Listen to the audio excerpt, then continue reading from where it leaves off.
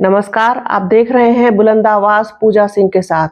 दोस्तों, लोकसभा चुनावों को लेकर के इस वक्त उत्तर प्रदेश में जिस तरीके की उठापटक मची हुई है, जिस तरीके का सिर फुटव्वल देखने को मिल रहा है, खास तौर पर समाजवादी पार्टी ने लोकसभा 2024 के चुनाव को महज मजाक बना करके रख दिया है। आप ये देखिए कि जिस तरीके से समाजवादी पार्टी उत्तर प्रदेश में रोज प्रत्याशी बदल रही है, एक के बाद दूसरी जगह, दूसरे के बाद तीसरी जगह प्रत्याशी बदलना बहुत ज्यादा मजाक का पात्र बन गया है। समाजवादी पार्टी के लिए अखिलेश यादव की जमकर किरकिरी हो रही है, खूब ट्रोल किए जा रहे हैं अखिलेश यादव। और उनका जो कोर वोट बैंक है, जिसको कहा जाता है कि वही असली ताकत है समाजवादी पार्टी की, खास तौर पर अगर हम बात करें पश्चिमी उत्तर प्रदेश की, तो वो है मुस्लिम मतदाता। वैसे तो मुस्लिम मतदाता पूरब से लेकर के और पश्चिम तक काफी संख्या में है, भारी मात्रा में है। मुस्लिम मतदाता के अंदर इतनी ताकत है कि वो पूरे चुनाव को बदलने की सलाहियत रखता है, काबिलियत रखता है, उसके अंदर इतना दम है, वो इतना दम रखता है कि चुनाव को बदल सके और पलट सके। लेकिन जिस तरीके से 2022 के विधानसभा चुनाव में अखिलेश यादव ने मुस्लिम प्रत्याशियों की उपेक्षा की थी, उनको इग्नोर किया था, उनको निग्लेक्ट किया था, वो ही रवैया उन्होंने इस बार भी अपनाया है। मुस्लिम प्रत्याशियों को, मतलब एक दो जगह की अगर हम बात छोड़ दें तो उन्होंने दूरी बना करके रखी है। इसके साथ साथ इस तरीके के प्रत्याशी उतारे हैं कि ऐसा लग रहा है कि जो इल्जाम बहुजन समाज पार्टी पर लगाते थे लोग कि ये भारतीय जनता पार्टी की बी टीम है, तो वो देखने के बाद, अखिलेश यादव का रवैया और व्यवहार देखने के बाद कोई भी व्यक्ति इस बात का अंदाजा लगा सकता है या इस बात को कहे बिना नहीं रहेगा कि अखिलेश यादव एक तरीके से भारतीय जनता पार्टी की बी टीम की तरह काम कर रहे हैं। क्या डरे हुए हैं अखिलेश यादव, या उन्होंने कोई किसी तरीके की कोई बातचीत कर ली है बीजेपी के साथ? क्योंकि इतने हल्के प्रत्याशी उन्होंने उतारे हैं और एक एक सीट को लेकर के। अभी कल ही आप देखिए कि क्या हुआ मेरठ में पहले समाजवादी पार्टी ने भानु प्रताप सिंह को टिकट दिया था, वहां पर लोगों की नाराजगी सामने आ गई, खासतौर पर उन्हीं की पार्टी। नाराज कोई और नहीं है, नाराज उनके खुद के लोग हैं, उनकी खुद की पार्टी के लोग हैं, सीनियर लोग हैं, जो नहीं चाहते कि किसी नए कैंडिडेट को टिकट दिया जाए। पुरानों के बीच में से ही चयन करके उसी में से ही किसी को टिकट मिले। खासतौर पर शाहिद मंसूर की अगर हम बात करें मेरठ में, रफीक अंसारी की बात करें, योगेश वर्मा की बात करें, तो इन्हीं लोगों में से ही चाह रहे थे किसी को टिकट मिले। लेकिन अखिलेश यादव लगातार इस चीज की अनदेखी कर रहे थे। फिर उन्होंने भानु प्रताप सिंह का टिकट कैंसिल कर दिया, जो एससी समाज से आते थे। उसके बाद उन्होंने अतुल प्रधान को टिकट दे दिया। रातों रात अतुल प्रधान टिकट लेकर के मेरठ आ गए।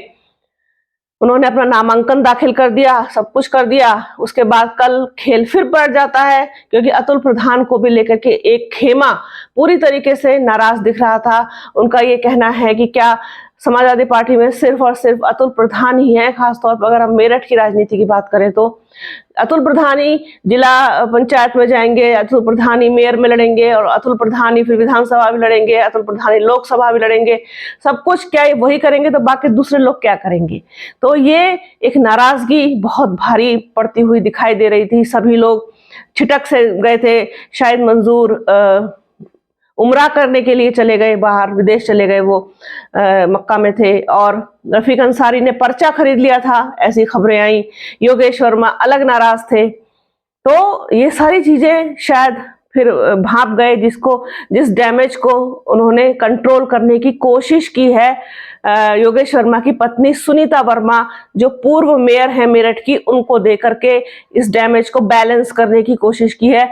मांग तो योगेश वर्मा अपने लिए टिकट रहे थे, लेकिन 2018 के जो दंगे जो हुए थे, जो एक कहना चाहिए कि हुआ था, बहुत कुछ झगड़ा हो गया था, कुछ आंदोलन टाइप का भी था, और उसमें उनके ऊपर काफी केसेस लगे हुए, रासुका भी लगी हुई थी, जिसके चलते उनको टिकट देना जो है वो ठीक नहीं था, इसलिए उनकी पत्नी सुनीता वर्मा को टिकट दिया गया। तो कहानी शुरू हुई भानु प्रताप सिंह से और आकर के दी एंड उसका हुआ सुनीता वर्मा पर। अब देखने वाली बात ये होगी कि क्या कुछ होगा, क्योंकि दलित वोटर भी अच्छा खासा है मेरठ में, फिर बीएसपी है, अब वोटर डिवाइड होगा या क्या होगा, कैसे होगा। तो कहीं ना कहीं बसपा के वोट बैंक में सेंध लगाने का काम कर रहे हैं अखिलेश यादव। इसके साथ ही साथ बागपत का भी उम्मीदवार उन्होंने बदल दिया, फिर बिजनौर का बदल दिया, फिर रामपुर में बहुत रस्साकशी हुई, बहुत ज्यादा खींचातानी हुई, मुरादाबाद का कैंडिडेट बदल दिया, एसटी हसन की जगह रुचि वीरा को टिकट दे दिया है। तो अभी तक वो डिसाइड ही नहीं कर पा रहे हैं कि आखिरकार हमारा उम्मीदवार होगा कौन।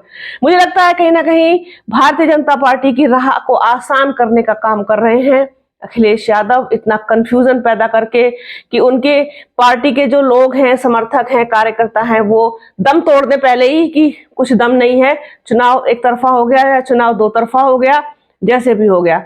तो ये बहुत ज्यादा नुकसान पहुंचाएगा समाजवादी पार्टी को। बसपा का तो जो होगा सो होगा, उसके पास खोने के लिए है भी क्या, वैसे भी जो कुछ है सब कुछ दांव पे सभी का लगा है, विपक्ष का तो भारतीय जनता पार्टी की राह आसान करते हुए दिखाई दे रहे हैं अखिलेश यादव, जिस तरीके के वो कैंडिडेट लेकर के आए हैं, या फिर इस तरीके के कैंडिडेट का चुनाव कर रहे हैं जो बसपा के वोट बैंक में सीधे सेंधमारी कर सके। तो ये रणनीति अपना करके चल रहे हैं अखिलेश यादव।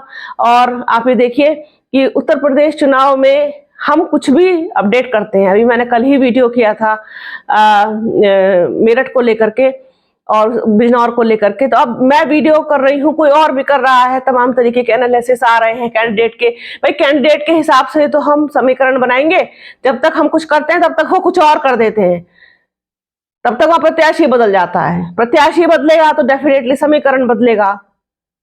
तो ये इस तरीके की एक कंफ्यूजन की स्थिति को पैदा करने की कोशिश कर रहे हैं अखिलेश यादव। मुझे लगता है खुद में ही कॉन्फिडेंट नहीं है कि आखिरकार मुझे किसको उतारना चाहिए मैदान में, या फिर जिस तरीके का इल्जाम बसपा के ऊपर लगता था वो ही अंदर की बात इनके साथ सही साबित हो रही है कि ये बी टीम की तरह काम कर रहे हैं। इनकी कार्यशैली तो फिलहाल यही बता रही है कि अखिलेश यादव बहुत ज्यादा सीरियस मुझे नहीं दिखाई देते। ऐसा लगता है कि जैसे उन्होंने 2027 के लिए कुछ सोच के रखा है या क्या एक्सपेरिमेंट कर रहे हैं। लेकिन अगर इस तरीके के एक्सपेरिमेंट करेंगे तो आप ये देखिएगा कि 2027 की भी राह इनके लिए इतनी आसान होने वाली नहीं है, क्योंकि जो इनका हार्डकोर वोट बैंक है, यादव वोट बैंक, वो एक लिमिटेड एरिया में है। उसके अलावा इनके पास जो सबसे बड़ी ताकत हुआ करती थी, आज भी बहुत सारे लोग इसी चीज पर यकीन रख के बैठे हैं कि मुसलमान अभी भी अखिलेश यादव के साथ है और अखिलेश यादव को ही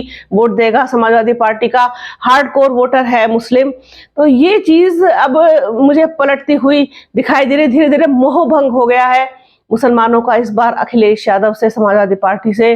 जिस तरीके से अखिलेश यादव का रवैया है, खास तौर पर मुलायम सिंह के जाने के बाद, वो दूरी बना कर रखना चाहते हैं, मुसलमानों से परहेज करते हैं, मुसलमान का एम नहीं बोलना चाहते, अल्पसंख्यक बोलते हैं, अल्पसंख्यक का ए ज्यादा उनको सूट करता है, पिछड़ा दलित अल्पसंख्यक पीडीए को तोड़ करके उन्होंने सब छिन्न भिन्न कर दिया।